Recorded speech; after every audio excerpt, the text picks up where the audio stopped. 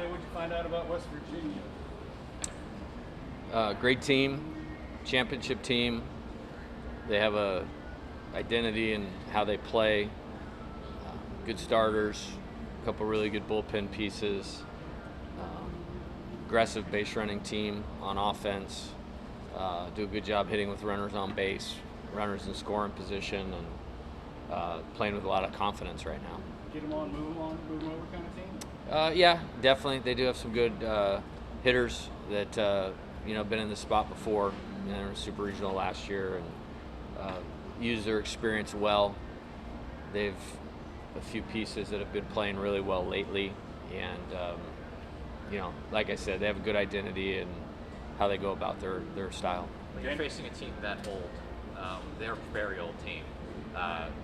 Is there how do you sort of track that and adjust to that, or is it just a fact? Yeah, it's just experience. Like I said, certainly not a talking point. I think it's more about how we play, than who we play or the age of the other team. But they've had a good year, and when you have old teams, you have a chance to be pretty good, and they are. Danny was just telling us maybe how those last two games in the regional maybe could benefit you guys, I guess, in terms of just being a good learning lesson for postseason play. Just wondering if you could expand on that and just kind of maybe the lessons you took away from maybe the final couple games of the regional. Yeah, we actually it's a talking point, in our weekly meeting.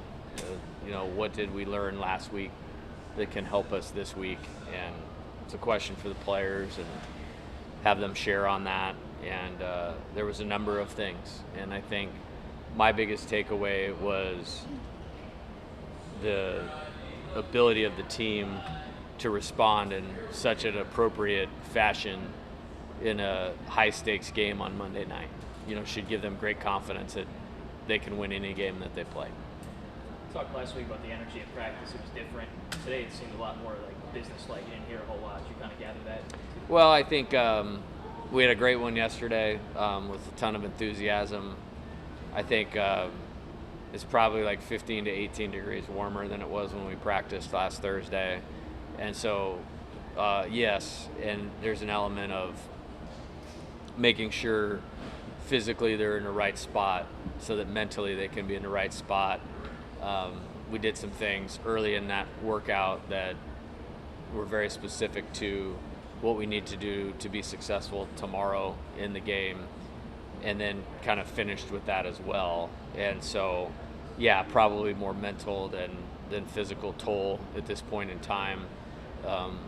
Been very fortunate to use the football recovery place a couple times this week, because like I said, I've said this for several weeks, we've asked a lot out of a few players, and just want to make sure we get them to the right spot at 1 o'clock tomorrow. How often have you had a middle infield line difference? Had some good ones. I think they've made a total of 7 errors combined over however many games. That's pretty darn good. And they're also really good offensive players too. They're good base runners. They're great baseball IQ guys. I did believe when we signed Danny that could end up being a strength of this team, and it absolutely has. I don't think either of them get the credit they deserve for the defense that they've played as being good offensive players. College baseball, even on some of the best teams, you look around and sometimes player profiles will lend to one side of the ball as a strength, and both these guys are really complete players, and why they've been so valuable for us. How do you prepare the team for the heat and make sure that they're physically fine? Yeah, I think controlling what you can control with rest, workload, hydration, fed them well all week. Just making sure you don't overlook it. I think that would be a mistake. I think we've done a good job of that.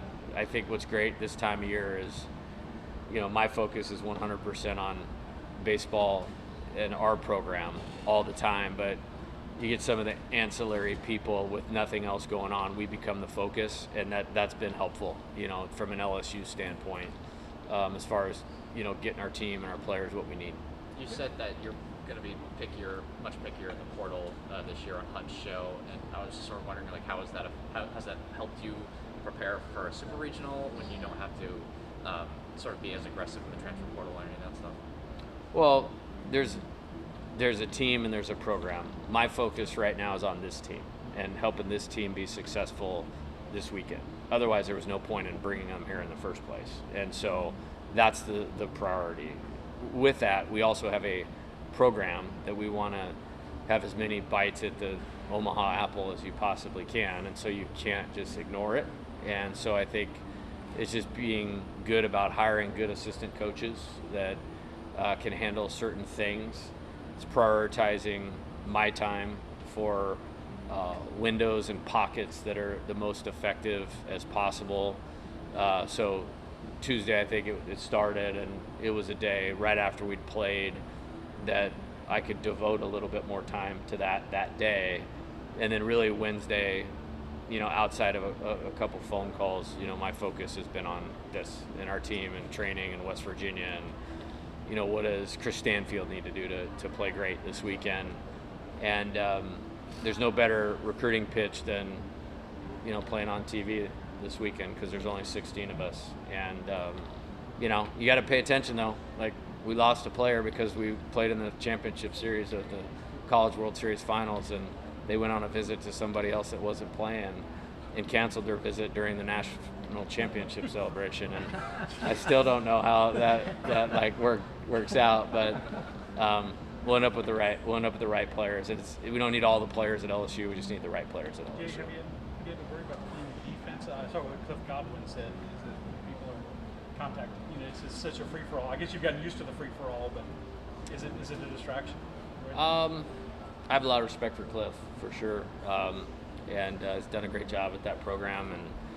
And for me, it's like kind of lean back to what I just said of like, we don't need all the players, we need the right players, and I think we have done a very good job of that. And the evidence of that is Zach Cowan, Anthony Ianson, Danny Dickinson, Chris Stanfield, Luis Hernandez. Like, those guys would be great players anywhere, but they were the exact right players and people for this team. And there's an evaluation that we really want to go through to make sure that we do that, because sometimes saying no at LSU is more important than saying yes, to the player. And I'm proud of that effort. I'm proud of what we've done in recruiting since I've been here.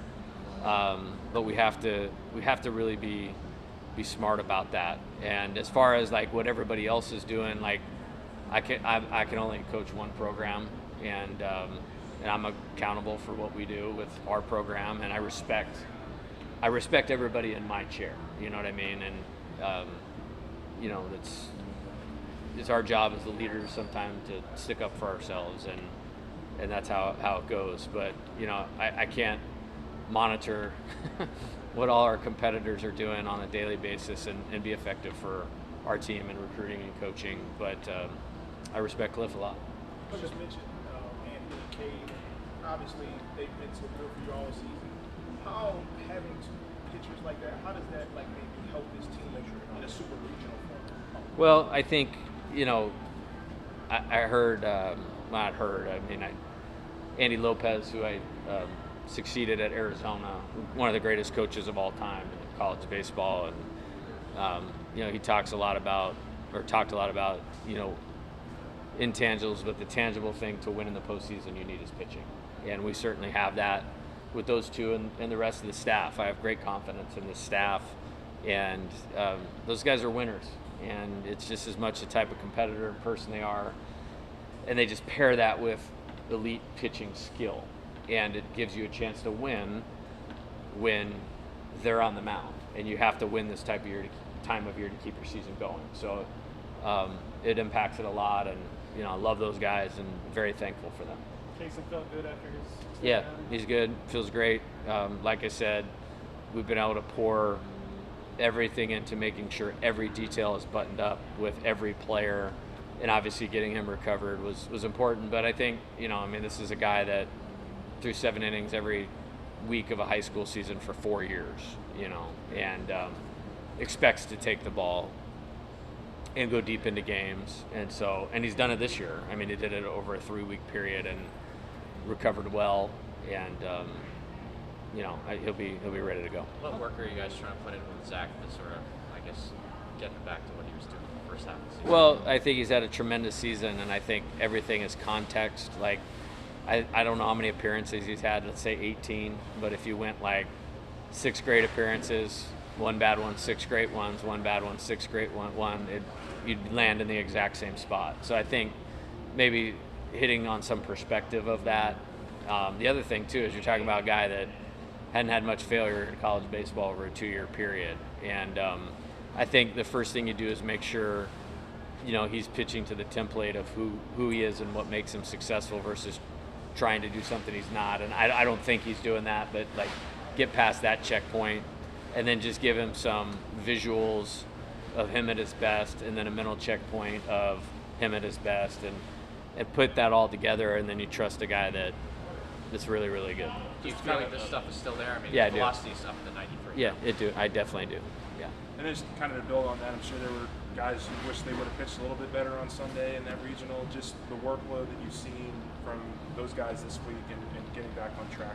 Yeah, it's been good. I think starting tomorrow instead of today, very helpful. Obviously not having a midweek game in the postseason. I feel great that Coach Eski and Jamie were able to plug into those guys individually. We got them on the bullpen, their bullpen on the game mound, and really kind of got some things reset. And I think that's really going to benefit us going into the weekend. How about Steven finding his bat a little bit there last week? What did you see? Any differences in him? Yeah, I thought he took the caliber of at-bats he needed to be the best player that he can be for our team and perform the best himself. And I think it should be a good motivator to stay in that approach, character, and mindset. And we're a different team when he does that. Looks like they have a lot of switch hitters in their lineup, from what I gather. How does that kind of challenge this pitching staff? Maybe hasn't seen a ton of that this year. Well, they're very left-right. I don't know that they're necessarily switch. I think you have to throw your pitches for all of your pitches for strikes. You have to command the ball to all quadrants, up, down, both sides of the plate. And I just think they, meaning West Virginia, do a really good job of knowing what type of hitter they are, and they're very committed to what they're doing, and they're well coached. And you get 800 college at bats under your belt, which several of them have, builds confidence and experience, and we'll have to make pitches to keep them off base and slowed down. Pretty sure I know the answer to this question, but I'll ask anyway. Just pitching for this weekend, have you made decisions and what are? Yeah, we'll announce later on. What goes into a smooth defense? I think good athletes. I think reps. I think good athletes that take the right reps and build confidence in those reps, and then they do them at a speed of the game that can translate to in-game stuff. It's one of those things, like, I'm not sure a great infielder's ever made. You know what I mean? I think there's a born talent thing, and then there's a, Michael Jordan, at the free throw line, or the catch and shoot jumper element of taking ground balls and playing fast catch and putting a lot of hay in the barn, and then you take talent with the right training, and then you become really, really good. I probably believe that more than I ever have right now. And we have some really good ones, and it's been a lot of fun. And the pride that they have taken in defense, and we've been pretty good in close games, and largely because we haven't beaten ourselves a lot. You said earlier this year when you were recruiting Daniel Dickinson, he was in a barn getting pitches from his mom. He talked a little bit about his mom and his relationship with her. What have you seen out of him? And kind of, he said he has no father figure. He grew up as only child with her.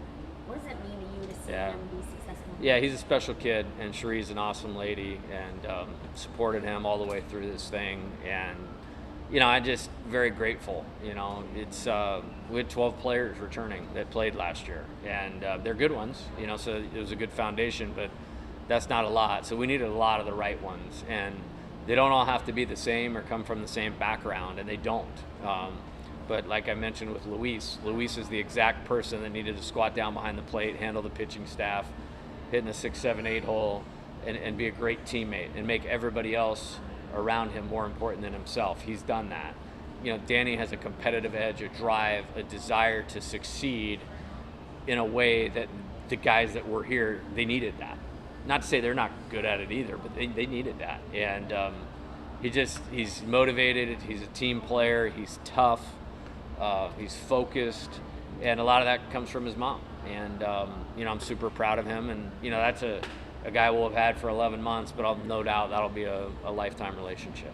I know you've talked about this before, but how much of the end of regular season plan to get Cade in there at catcher to spell Luis in terms of his physical ability was preparing him for, I guess, the workload he's taking on now in regional? Yeah, well, Cade's a really good player. I mean, he's a really good player, and he's helped us win a lot. And I'm really proud of the freshman season that he's had, and have a great piece that's the guy for us, and he may end up being the best player in the program next year at some point. That's how much confidence I have. So it was important to get him in the game. And then with Luis, yes, like you have to remember he wasn't a primary catcher last year, and getting to absorb the season, not lose offense, continue to play great defense, like we had to spell that more. And it's a thing I've always been guilty of. When you have a really good hitting catcher, that does a great job on defense, you want to keep running them out there. And we got the best of all worlds, getting Cade the at-bats that we did, and getting Luis a breather. I don't think I had in mind, like, okay, this is going to help him in June. Like, I don't think that way. There's also a lot of postseason games, so is there a shot we see Cade maybe starting one of these games behind the plate just to give Luis a little bit more? Oh, we take it a day at a time. Just take it a day at a time. And this is a 3-game series, and then there, at least between the first two, you have a day off. Then you have to win to ensure that you have a day off. They, changing that format, but haven't really got that far down the road. I feel like we've won games against the best teams in the country with both of them starting and catching and playing a full game. So, again, just like you asked with the pitchers, like what a luxury for us to have two guys that are really good behind the plate. Okay, in your team room, obviously you got Omaha on the wall, you got the path to Omaha on the wall. And now that you're this close, do you want them to think a little differently or think a little less about the overall goal? You talked about focusing on each game.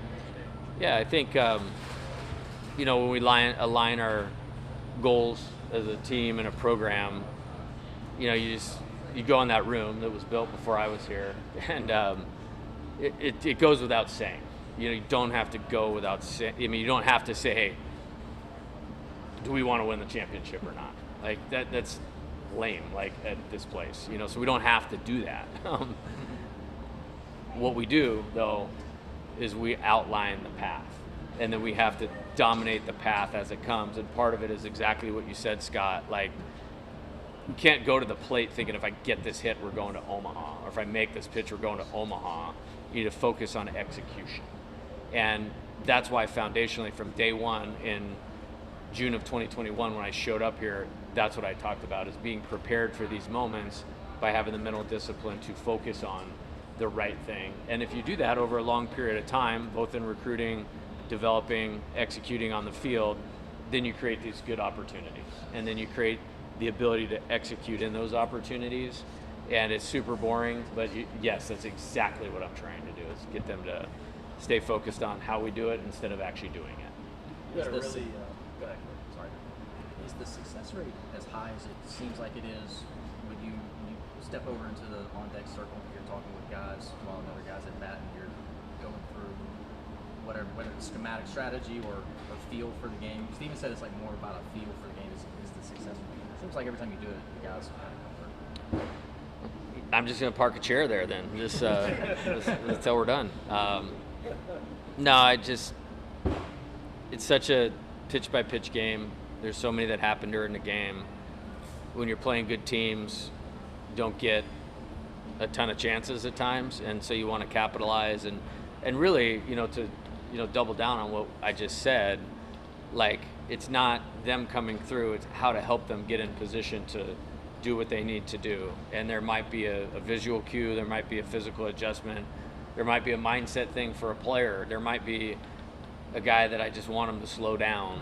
And I coached third base for like ever, and we would always use all the offensive timeouts, but I really feel like, and this is 1 year at Arizona and then the time here, like move into the dugout, like that was one of the main reasons, you know, to help. I mean, the player executes the plan. It's just to help them execute the plan. You had a really detailed answer as to why you made the moves in the lineup you did for that Monday game, why you moved out here or there, and why they succeeded. Is there anything you can take out of that for games still to come? I just think it's a good example of the game comes down to execution. And again, like whether it's going to talk to the on deck circle, writing out a lineup, like I want to do it in a way that gives the players the best chance to be successful. Like that's coaching. But the players' ability to stay focused on the task, trust their training, and deliver a championship caliber at bat or whatever it is, like that's what that's about. I think it's a good learning experience for the team that if you execute your plan, you can be really successful. And there was no motivational speech. There was a path to executing your plan. Like that's what Monday was about, and this weekend is really the same. You often say, my whole life is getting Omaha. That's my purpose was to get to Omaha. Was the first time you went to Omaha with Arizona? Have you ever gone as a fan? Was Arizona the first No. time? I've been 3 times. Twice with the Cats, 1 with the Tigers. Never there unless we're there. And the first time you went, did you just fall in love with like this is where we need to be? What was it about it? I think it was, so that was 2016. That team was picked to finish 10th out of 11 in the Pac-12. I didn't have one player on the roster that had ever been to the NCAA tournament. And so it was more of like, I mean, getting to the NCAA tournament, we were in the airport. We were flying back from Hawaii. And it popped up, and it's like, we did it. Like, these guys are going to the postseason for the first time. So it was like maybe how Little Rock felt, like house money, you know what I mean? And stormed the castle. I was like, where is Lafayette, Louisiana? You know what I mean? Like, and then it's like, wait, we're going back to Tucson, and then like 24 hours later, we're getting back on a plane, and we're going in the opposite direction. And David Pierce was nice, and he let us practice at Tulane, and then we fell into the losers bracket, played 4 games in 2 days and won. And okay, hey, can we make sure we're playing on Saturday, because this has been a lot. Wake up the next morning at a hotel in Lafayette. It's like, hey, Friday, 3 o'clock at Starkville. All right, wake these dudes up. Let's get on the bus and let's go to Starkville. And then played 2 one-run games and won. And then, like, finally getting on a plane to actually go back home for a few days, it's like, why can't we do it? And that team just played with so much confidence. And ultimately, there ended up being like 6 or 7 major league players on that team. And you can't go there and you can't win there without major league players. And so it's really about players, but it's awesome. And I want to be there every year because it's awesome, but I want these guys to experience it because they deserve it. Like, regardless of the results of this weekend, these guys deserve that experience.